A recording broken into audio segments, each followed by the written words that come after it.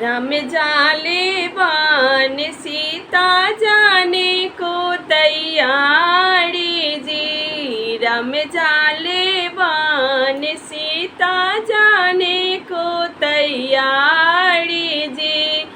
मचिया बैठाल उनकड़ सास समझा बेली। मचिया बैठाल उनकड़ सास समझा बेली। बनवा में बारा दुख होला सिया जान की हो।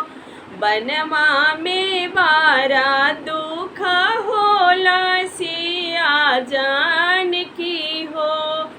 खाए के नयन मिले पिए के ना पानी हो। खाए के नयन मिले पिए के ना पानी हो।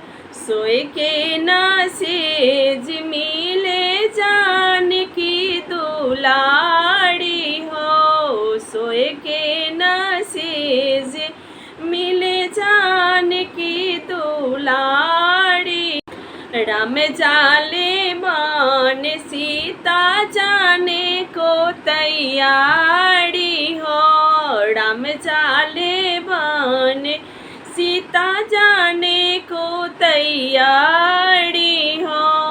भंसा पैसाल उनकड़ गोतिन समझा बेली। भंसा पैसाल उनकड़ गोतिन समझा बेली। बनवा में बाड़ा दुख होला सिया जान की हो।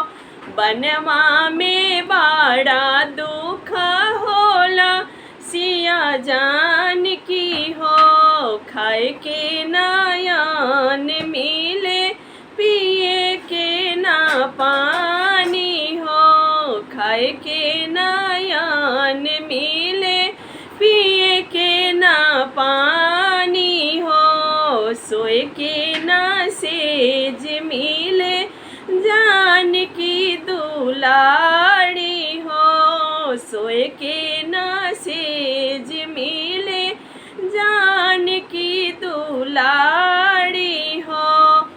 खैब में बनवा फलवा पियाब में पानी हो। खैब में बनवा फलवा पियाब में पानी हो। असुबो में कूस चटैया मात कौशल्या रानी हो।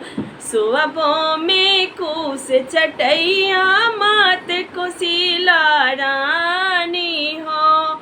राम जाले बान सीता जाने को तैयारी हो। राम जाले बान सीता जाने को तैयारी। अरे सुपली खेलात उनकड़ बनानद समझा बेली। सुपली खेलात उनकड़ नानद समझा बेली।